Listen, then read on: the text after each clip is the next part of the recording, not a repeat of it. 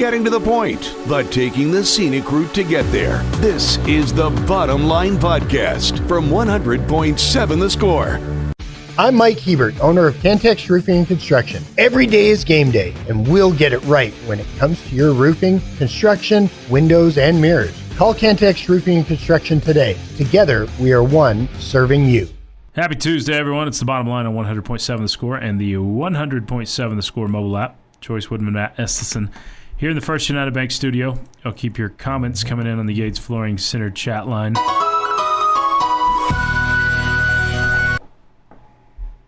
We have a question here, and we're going to answer it in 15 minutes because we're going to all participate.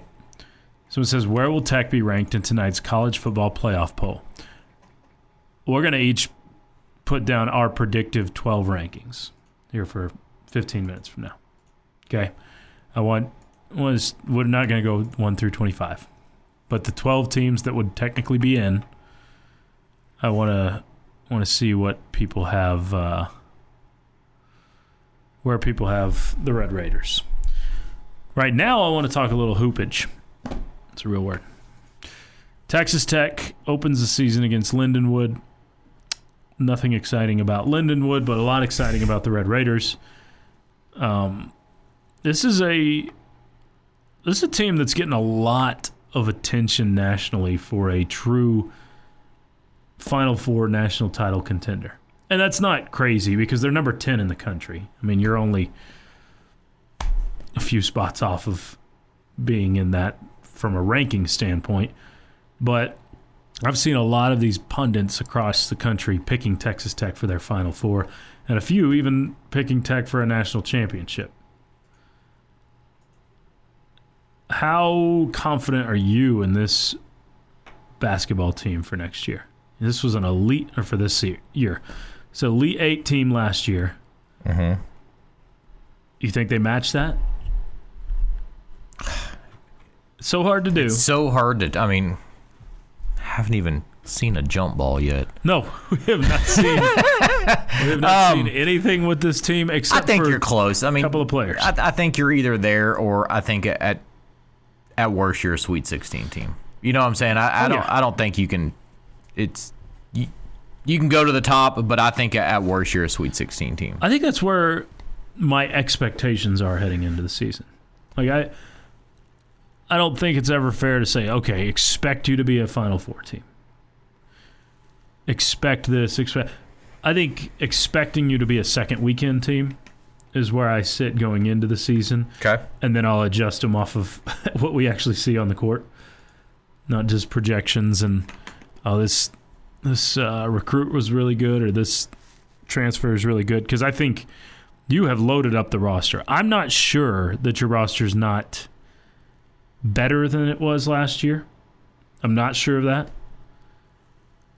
Where I question it, because it feels like you've put together a very similar roster to last year. You took Darian Williams' spot and filled it with Lawan Watts, who's really good. You've taken Chance McMillan's spot and gotten a couple of shooters in the mix there that are 40% or better from beyond the arc. So I think you've got some legit potential on this team to do exactly what you did last year, but that's what it sits at right now is potential, because we haven't seen anything. I think the one area that I question is point guard, and it's not because Christian Anderson can't be a good point guard. We saw him do that with the German national team this summer. I question it because you had a elite level distributor last year, Elijah Hawkins, and this year you didn't necessarily fill that void, and you're having to move maybe your best two guard over the point guard. Point guard, yeah, and I don't know. Elijah, he brought last year so much aggressiveness to the point guard spot, and it's watching him play. I mean, you didn't even scoring wasn't his concern. It was distribute the ball and be all over on the other side of the ball in terms of defense. I I think that it's the test for the conference is who's going to stand up to Houston. And if anybody. Yeah. I mean, literally, I think that Tech was the only team to beat them last year in conference play. Yeah. The only one. Well, they were the best team in the country. Well, at least a top 3. One game short of it, but yeah. yes. You know what I mean, but not to end the They year, should but have won a throughout the national year is title what last I should have phrased that better. Throughout the year, Houston appeared to me week in and week out the best team. Yeah. So I think I think the roster is set good. I think you have some height. Of course, you have Toppin coming back, which is a massive piece down low. I can only think that he improved over last year. That's typically what happens after year. So I'm excited to see, but yeah, I think focus is still on these 3 games for the football season. I mean, sure, but I am excited for college basketball to tip off. No, but I think that's what's so exciting about it is you've got 2 legit top 10 teams on your campus right now. I mean, you've never been stronger as a athletics department than you are right now. You haven't, and because we weight different sports differently, we measure them differently. Football obviously gets Football's the lion's king. share. It gets if we're doing this by beans in a counter or a scale. I mean, football is getting almost all of them. Mm-hmm. Men's basketball is clearly second and gets most of the rest, and then it trickles down from there when it comes to the importance of those sports, because there's 2 revenue sports. Yeah, there's 2 that actually make you money. So being good at those 2 matters a whole lot. Now, I want to see Tech be good at everything. It's awesome when they are, but when you measure that way, if you had to pick, it's the 2 that you're good at right now. When you measure that way, you're good in the 2 most important sports there are. BYU's right there too. I think you've kind of got an opportunity, Tech and BYU, to separate from the conference a little bit. And by separate, I mean become the powers of this conference for however long this lasts. I don't know how long the Big 12 is going to hang around or until we get these super leagues.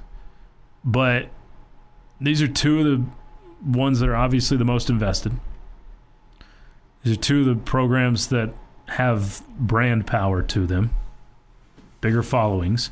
I mean, how embarrassing was it for Houston last week to be a top 25 team, regardless of who you're playing? They play West Virginia, and it looks like their stadium is less than half full. I mean, less than 50% full. And it's a top 25 team, and then they go and lay an egg against West Virginia. How embarrassing is that? Not the laying the egg part, but, I mean, that you can't get people to show up to your games. That's a bad look. And the whole reason so many people said they don't belong in a conference like this, because they're not bringing a lot to the table. Yeah, and it's unfortunate, but you've I would say that we've experienced that. We've had some not top 25, but we've started off 3-0, 4-0, and you look in the stadium and you're like, definitely we've got in the second half. So as you've started to build that, and I don't wish bad on anybody, and hopefully Houston can do that, because it's demoralizing as a player. I mean, I don't care what anybody says. Your focus is on the field, but when you look up and you're pumping yourself up, saying, "Hey, we're a top 25 football in Houston," and then you look up in the stands and it's it's emptiness and just a bunch of metal. You're like, oh man, it's an embarrassing look for Houston. It's embarrassing for the conference. Like, you want to get taken seriously, you want to be in these conversations with the SEC and Big Ten, and you got a top 25 team and see more bleachers than people. That's just you've got to fill them. It's a bad look for your conference. It is. So, but Houston has always been second fiddle. I mean, they call it Cougar High for a reason. Yep. It's a commuter school. People care about basketball right now because they're elite, and they've got it going. But they also have a 10,000 seat arena, a smaller arena that they can fill, so it doesn't look as bad. Yeah. Y'all keep your comments coming in on the Yates Flooring Center chat line. We're going to tell you what we think the college football playoff rankings look like tonight. We'll give you ours. We'll be able to compare them tomorrow. It's the bottom line on 100.7 The Score. Getting to the point, but taking the scenic route to get there. This is the Bottom Line Podcast from 100.7 The Score. Thanks for hanging out with us on a Tuesday. It's the bottom line on 100.7 The Score and the 100.7 The Score mobile app. Chois Woodman, Matt Estenson here in the First United Bank studio. Brendan Riker across the way. Keep the comments rolling in. Get back to some of yours here shortly. All right, so someone asked us last segment where Texas Tech falls, where we believe Texas Tech will be in the college football playoff poll that is released tonight. So we get the first one of these. I don't think I've ever watched one of these. YouTube TV is going to keep me from watching tonight because I don't know if I'm going to purchase anything before the weekend, but probably am. But I've never cared to watch it because I've never had a dog in the hunt. Tonight, if I can watch it, I will absolutely tune it in because it's exciting. I'll have it on one screen and Tech basketball on the other or whatever. Be at the Tech game, have it pulled up. I just think it's going to be exciting to finally be in the mix. Now, where in the mix is the question. What does the College Football Playoff Committee think of Texas Tech? All right, so here's what I think the top 12 look like. I've got Indiana at number 1. I think they will put Indiana at number 1. I think they'll put Texas A&M at number 2. I think they will put Ohio State at number 3. Those are the 3 undefeated teams. I think those are the clear top 3 without the 3 undefeated from Big 12 or Big 10 and SEC, that is. Those are the clear top 3 in some order. I think Bama will get the 4 because they've beaten some good teams this year with the 1 loss to Florida State. 5 is Georgia. Here's where it gets pretty crazy. Here's where it gets... Because I think those are going to be the top 5. 6, BYU. I think they really give some respect to BYU and Texas Tech at 7. I think that's what we'll see in the rankings tonight. Oregon 8, Ole Miss 9. I think Virginia, as the first ACC team, will come in at 10. Notre Dame 11. And I think Louisville will be 12, though obviously if you're doing a college football playoff 12, by default Memphis would be in that slot. But so Indiana, A&M, Ohio State, Bama, Georgia, BYU at 6, Tech at 7, Oregon, Ole Miss, Virginia, Notre Dame, Louisville. That's my prediction for what we see tonight in the top 12. They obviously do a full top 25, though. Okay. Go for it. We're pretty close on the top 5. Top 5. Top 5. Yeah, I combined that. I've got Indiana 1. Okay. I've actually got Alabama 2. Okay. Ooh. And I've kind of took your assignment differently. I've kind of got an end of the year kind of thing. Oh, you're projecting. That's kind of what I think. Okay. I think Indiana will be 1 when it's all said and done. But I got Indiana 1, Alabama 2, Ohio State 3, A&M 4, Georgia 5. So I think we had pretty similar. Tech 6. Okay. Notre Dame 7, BYU 8. And then I had Georgia Tech 9, Oregon 10, Ole Miss, and then Memphis. Okay. So I kind of did it towards the end of the year of what I think the actual playoffs will look like. All right, Brendan, what do you got? I'll start with my number 1, and this is what I think the committee will roll out tomorrow for the initial college football playoff rankings. Tonight, but yes. Tonight. Today's Tuesday, right? It is Tuesday. Okay. Just making sure. Just checking on us. I'm going to need some of the smelling salts. Probably. Number 1, Ohio State. Number 2, Texas A&M. Okay. Number 3, Indiana. 4, Alabama. 5, Oregon. 6, BYU.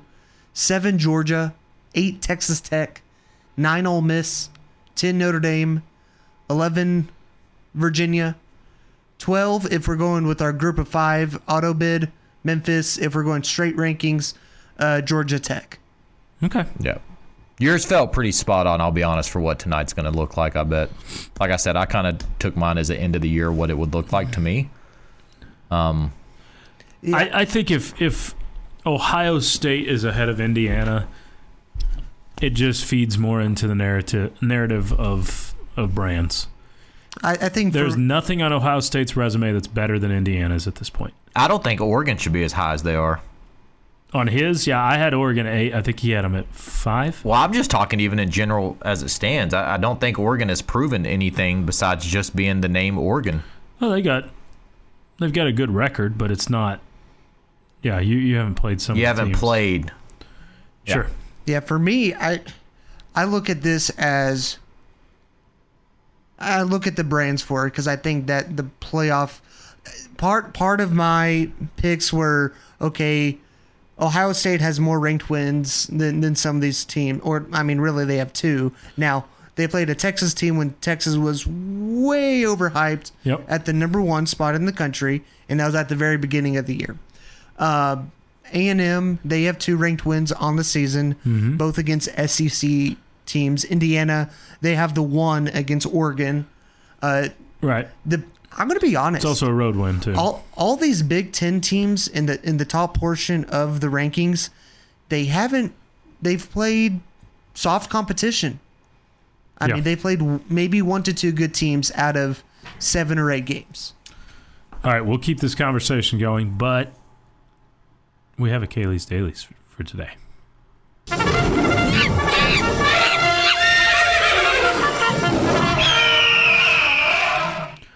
Caw. If you're an observer of No Shave November or you love to sport a sweet stash year-round, you'll be excited about the bristlenose catfish. Bristlenose catfishes are popular aquarium fish, great for beginners and experts alike. They're approximately, you get to guess the length. 6 inches. Yeah, I have no idea. 4 to 6 inches. Good. Oh, there we go. And range in color from brown, gray, black, and even yellow for an albino species. Their entire body is covered in armored scales, and they have a sucker mouth that allows them to cling to the bottom of riverbed or sides of hard objects like rocks on the side of aquariums. Bristlenose catfishes originated in the Amazon River basin and have several characteristics that allow them to thrive in fast-moving water currents.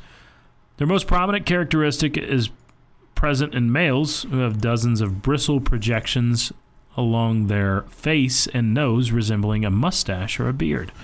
These bristles allow a fish to sense important parameters in the water like temperature, speed of the water, and determine if they need to swim or stay put for their safety. Bristlenose catfish love vegetables. They typically only eat green veggies like lettuce, zucchini, and their favorite algae that clings to aquarium tanks. As these catfish spend the majority of their time at the bottom of their habitats, they actually have an adaptation in their swim bladder that allows them to breathe air occasionally by taking deep breaths at the surface to replenish their oxygen supply so they can return to the bottom for longer periods of time. The bristlenose catfish. A sucker mouth. What is that? All right, y'all keep the comments coming in on the Yates Flooring Center chat line. Yeah, I think tonight will be a telling thing of this college football playoff projection of where you are, where you've come from with the committee. Is it all about brands, or is it about what you've done on the field? Because Indiana's done more than Ohio State. And A&M has one of the best resumes out there. I think both of those teams are more deserving, as gross as it is to say, than Ohio State. I think that should be 1-2. It should be 1-2. Should be. But I think they're going to put Bama. But if Ohio, I don't think Bama will be above 4 tonight because they've got a loss. I don't think they'll put them above any of those. They shouldn't put them above any 3 of those. I don't think they'll put them above those 3 teams. Bama will get some love, but they've actually backed it up with some wins, some impressive wins. But no one's been more impressive in their wins than Texas Tech this year.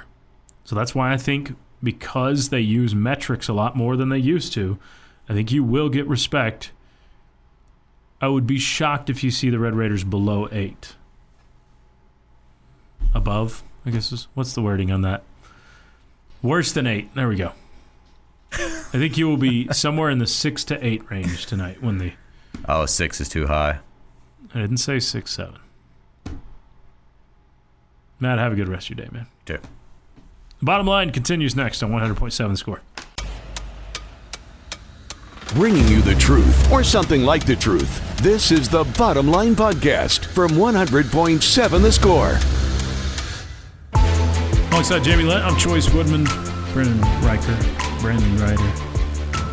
Brandon. across the way handling us. Y'all keep the comments coming in on the Yates Flooring Center chat line. Right now, it's time to rank teams in the Big 12 Conference after 10 weeks of play.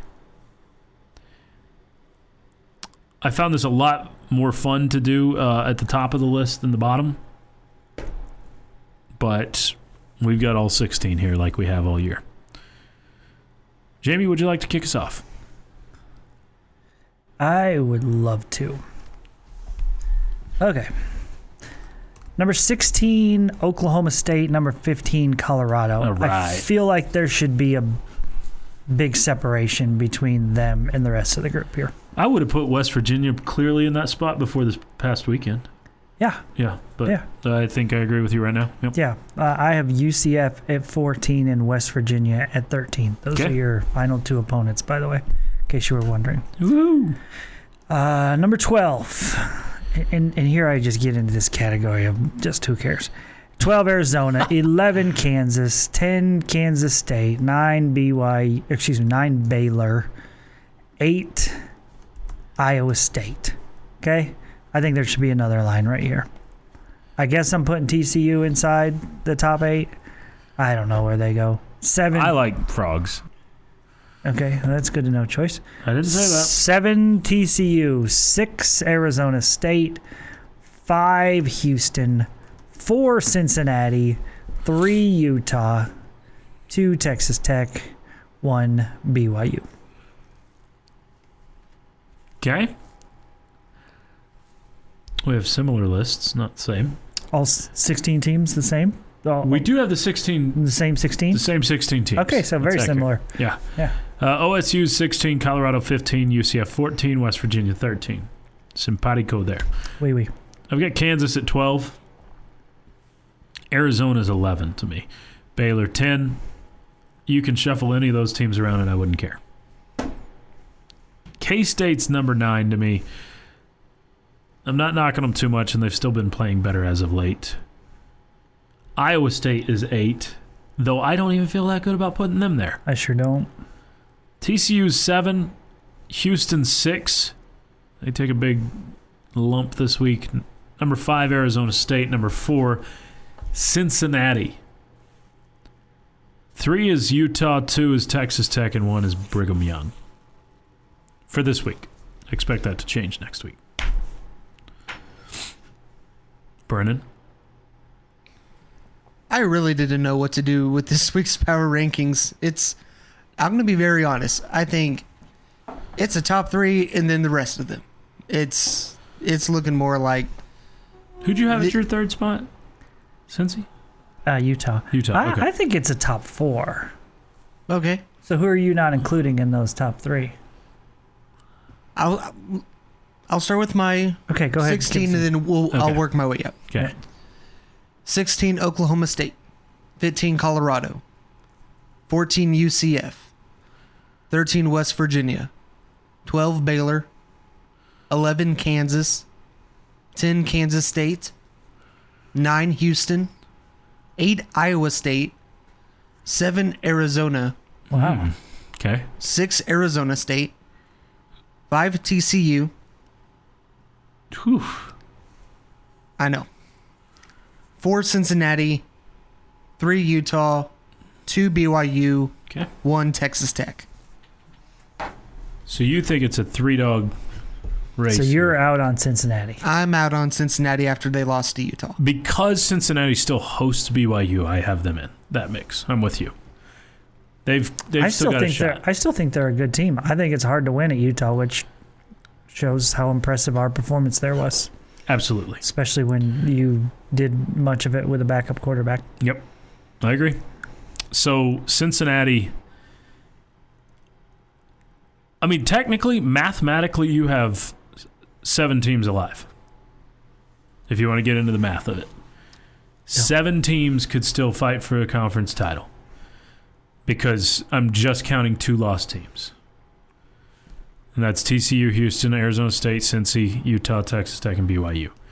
I look at 4 of those as real contenders.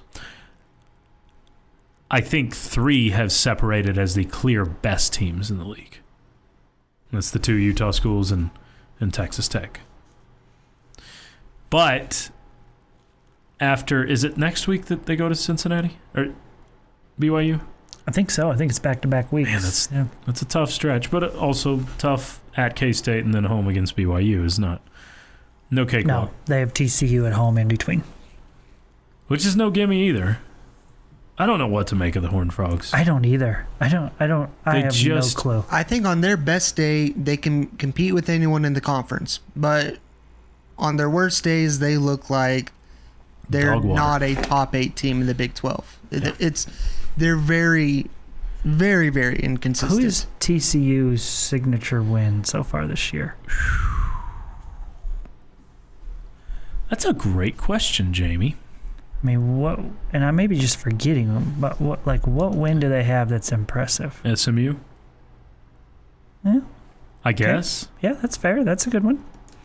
And that one looks better after SMU beat Miami this last weekend. Wouldn't have looked that great before. Yeah, looks better now. But I mean, they fiddled around against West Virginia last time out. And, Fiddle. I mean, it was ugly. They beat Baylor. Choice, that's it, man. That's all they have. That's it. Yeah, Baylor and SMU are their 2 best wins. I mean, they beat West Virginia by 6. Yes, in Morgantown. I don't know. Maybe West Virginia's finding a groove too. I think the reason why I have them so high at 5 is like my power rankings are who I think it's a level of how good you actually are.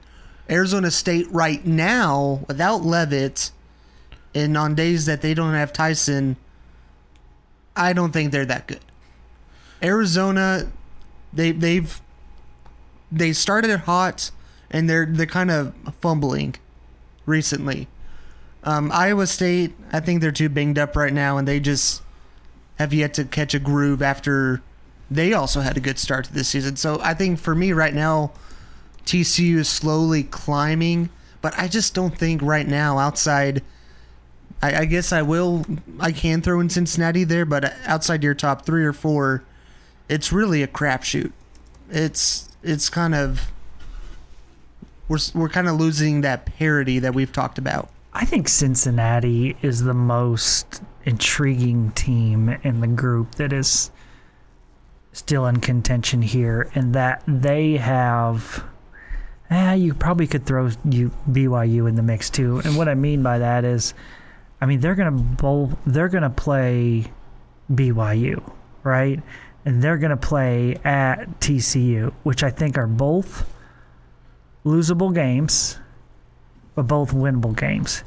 I guess you would have to say BYU is the most intriguing because they have both Tech and Cincinnati on their schedule, that are 2 of the top 3. Yeah, I think so. Yeah.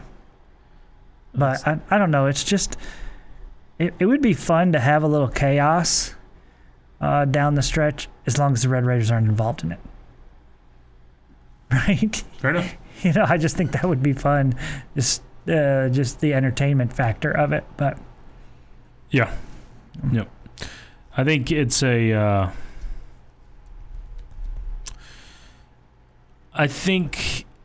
don't know what I'm rooting for on the other side of this weekend. I think I'm rooting for Cincinnati to win that game. If Texas Tech wins against BYU, I want Cincinnati to win over BYU as well. It diminishes the power of your win, but I also would rather face Cincinnati in the Big 12 championship. Because it's not a rematch? Yeah, more so that. And I'm not a Chuck Hines where I believe that, it's tough to beat a team twice or 3 times. That's not my line of thinking. You've never cut in line in front of kindergartners? Is that what you meant? That's Chuck's line of thinking. You got called out too. That was one of the greatest stories. Like, because he told on himself on the radio without meaning to tell on himself. Chuck's out here cutting kindergartners, and it was hilarious. Go check out the Morning Drive podcast if you missed that. You missed it. Good moment. Top 10 Chuck Hines story. All right, y'all keep your comments coming in on the Yates Flooring Center chat line. We'll continue this conversation. Someone with dumb thoughts on the chat line as well. And the question of the day next on 100.7 The Score.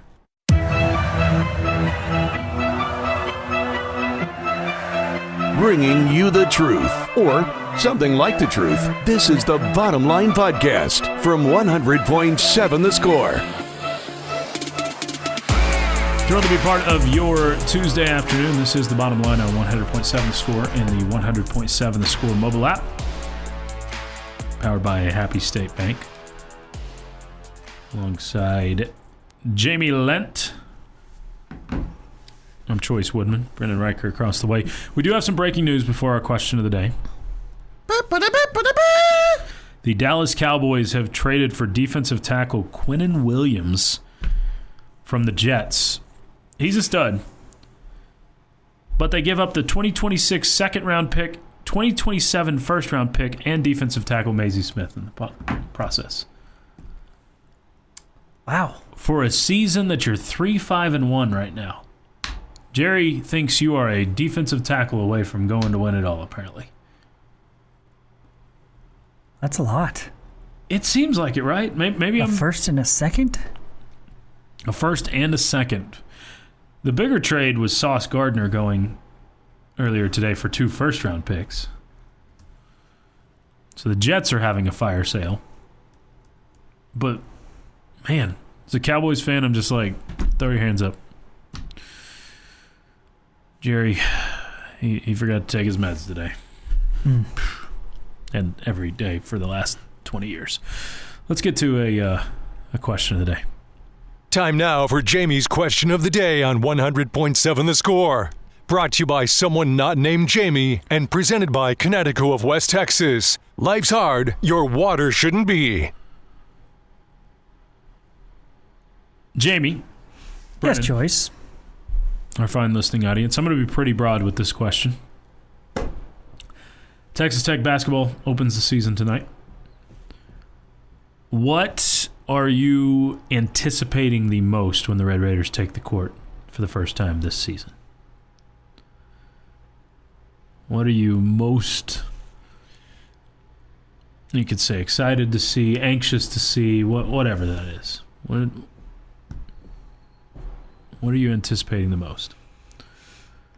Well, when we talked about this thing this morning, the thing for me that I'm really intrigued by, and why I say this is because I feel like we know what we have in our 2 superstars returning.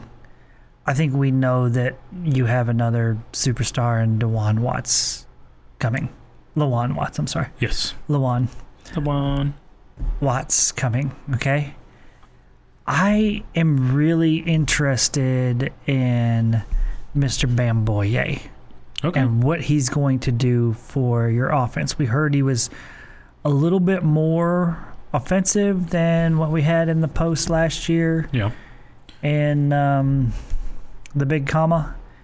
And I think, when you see his defensive numbers as far as shot blocking percentage, as far as challenging shots, all of that, I think he gives you exactly what you need. And if he can be a factor, that means that for the most part, you can, unless you want to go small, that you can play JT Toppin at his natural 4 spot, where I think he's at his best.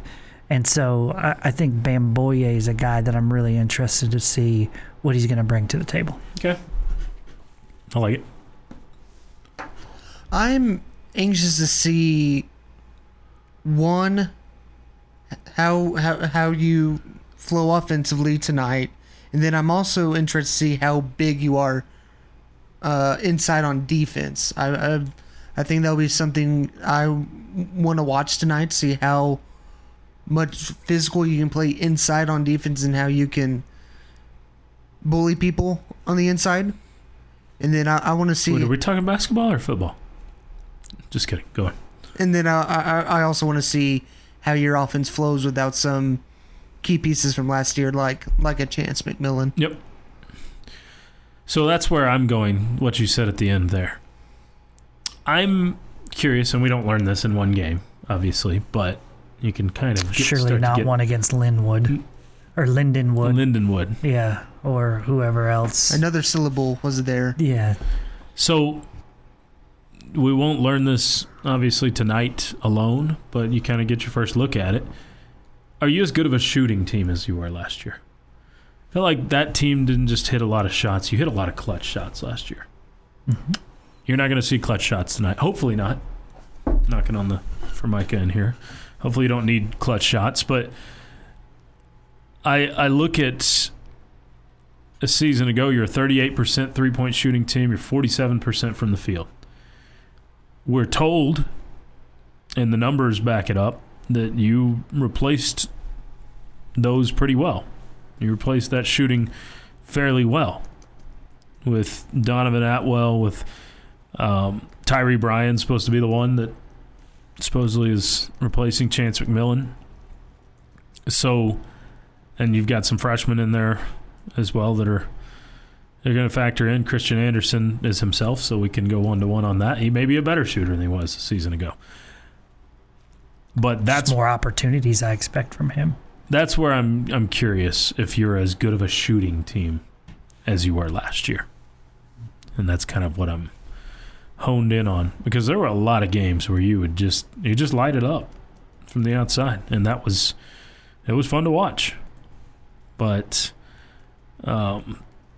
you weren't quite a live and die by the three ball team like BYU was last year, but you were that next step below it, where you definitely relied on the three ball, but it wasn't an end-all be-all for you. Mm-hmm. So, well, when you have Toppin able to score in the low post, right, and that won't change. Obviously, you still got him. So, but you don't have Elijah Hawkins distributing the ball this year, and the number of times Elijah Hawkins was in the paint and kicked out to an open shooter, and you got some open threes out of it was numerous. And that's also where my curiosity of the flow of the offense tonight is, what are you doing without last year's guy who was giving the ball around? Yep. All right, back to the Yates Flooring Center chat line. Someone says, I'll sell you my tickets for $1,000 a piece. That's a lot. Kind person. This one from the chat line. Someone said Jacob Rodriguez is the best linebacker in the country and has the best front seven in the country. Texter responded, says, Arvil Reese is the best linebacker in the country and a first-round pick. Rodriguez is a close second. So Reese is the Ohio State guy. He is really good, but they also use him on the edge a lot to pass rush. So I think I saw 6.5 sacks for Reese. But he has no forced fumbles, no picks. I think he's got 20 less tackles than Rodriguez. Rodriguez has 7 forced fumbles, 2 picks this year. Sorry. Bunch of passes knocked down. A lot of passes knocked down. If you're going true linebacker, it's not a question between those two. Now, Reese is going to be a great pass rusher. He's going to be a great hybrid in the NFL. Yeah, and he will probably be a higher draft pick. You could start up a defense with those two. It would be pretty good. I think he would be fine. But you can sit there. I mean, this is our troll anyway, trying to say that Jacob's not the best in the country. Jacob Rodriguez, if he does not suffer any injury between now and the end of the year, he will get the Butkus Award for the best linebacker in the country. And I'm pretty confident in that. Same texter says, I was told the Big 12 was such a deep league, there are really only 2 legit teams. I think Utah, the way Utah is playing right now, would beat a lot of teams across the country. Yeah, and I don't think Cincinnati's a terrible team too. I think there are 4 legit teams in the Big 12. Yeah, I think you're right. I mean, Brendan Sorsby has. I think there are 4 that deserve himself to be top 17, top 15, somewhere in that area. Definitely top 20. Yeah, I agree. So, again, there's biases forever, and because a team plays in the SEC, they'll have a higher ranking next to their name. I would really love to see Cincinnati against an Ole Miss. I would love to see Utah against a Tennessee or an Oklahoma. I would love to see those matchups because I really think those teams would have a great shot at winning. Getting to the point, but taking the scenic route to get there. This is the Bottom Line Podcast from 100.7 The Score. Happy Tuesday, everyone. This is The Bottom Line on 100.7 The Score and the 100.7 The Score mobile app. Also on television, Fox 34 News Now. However, wherever you're joining us, we're glad that you've chosen to make us part of your Tuesday afternoon. It's a basketball Tuesday.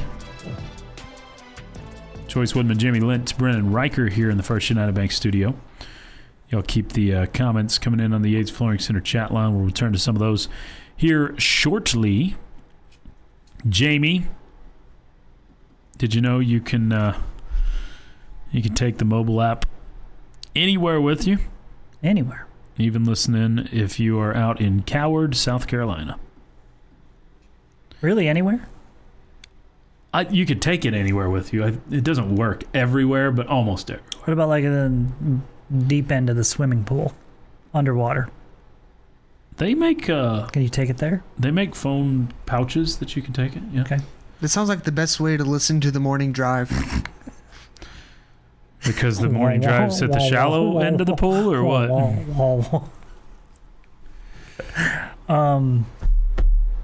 Yeah. Okay. I think you could try to listen there. Your phone probably won't work after that, but They have pouches, like waterproof pouches. yeah. So it would work. You just, I don't know how much you're hearing of it. Mm-hmm. And you can't miss a moment of the morning drive. Didn't think of it. Someone says LJ is playing. I didn't listen to the press conference from yesterday, so if they announce he's playing, then good for him. Yeah, multiple people are saying he's playing. So that is obviously an X factor. Now the question is, how healthy is he? Is he at 70%? Is he at 95%? That's a big deal. All right, Jamie. Prediction time. Brennan's going to file this away, and we will revisit these predictions to find out how correct we are. Yeah, I don't know. In April or so. Okay. You want to go first? I would love With to. your 3 basketball predictions. All right. JT Toppin will average 1 point less per game, and Christian Anderson will average 3 points more per game. Okay.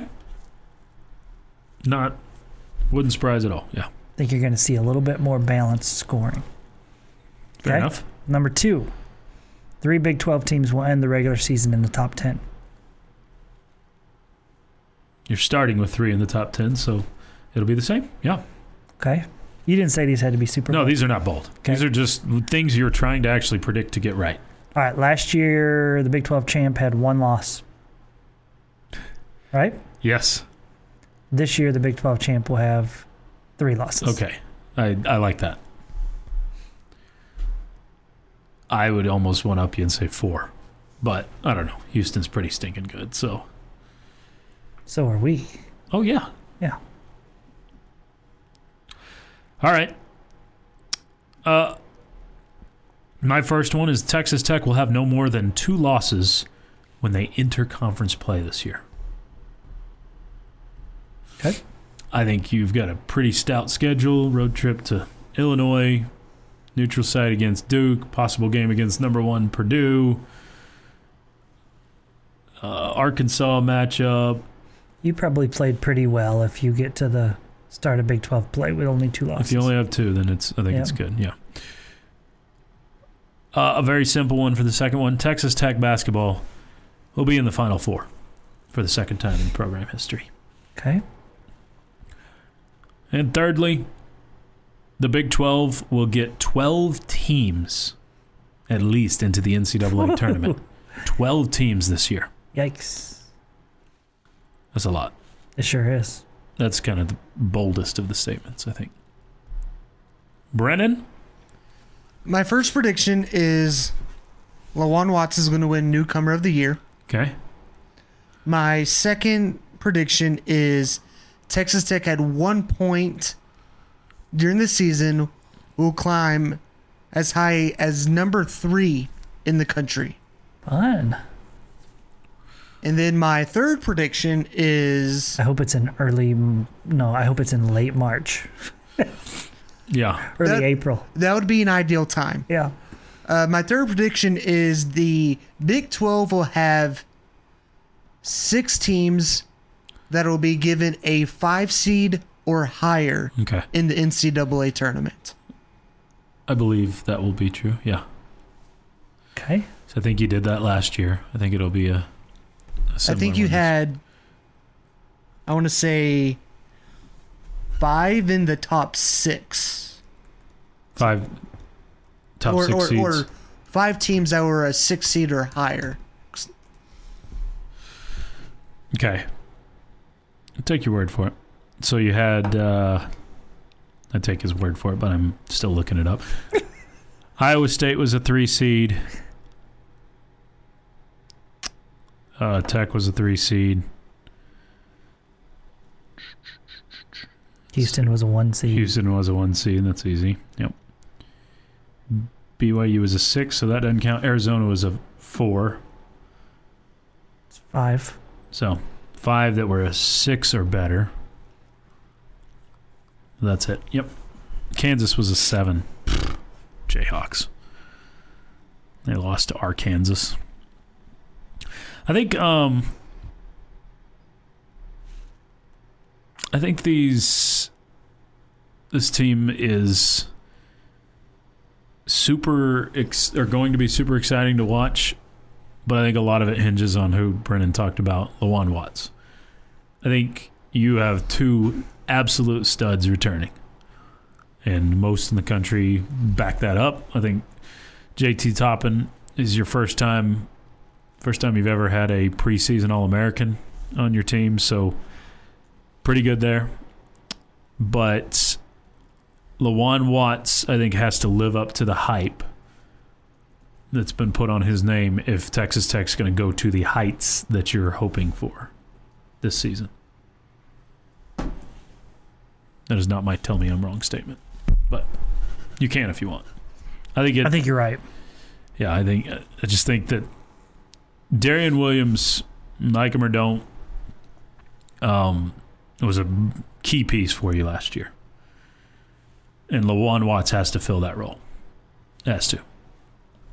And I think if you fill that role ably, like similar to what Darian Williams was, and you get that bump that you're talking about, Jamie, from Christian Anderson, where he has the nice little freshman to sophomore season elevation, then I think that's where you can elevate as a team at home. Let's see. Let's hope Bear throws a few picks this weekend. That is the hope. Would not be bothered by that at all. I'll take 1. If you could guarantee me he throws 1 pick, I think that's good. Do you think we have more or less than 2 forced fumbles against BYU? I'm going to go less. I'm going to go less, but I think it's 1. I mean, you forced a lot of fumbles this year. So Texas Tech had 20 takeaways. 20 in your first, what game are we on? 9 games of the season. Mm-hmm. So it's one of the tops in the country. This has been the Bottom Line Podcast from 100.7 The Score. Go to 100-7thescore.com for more from the Double T Sports Network.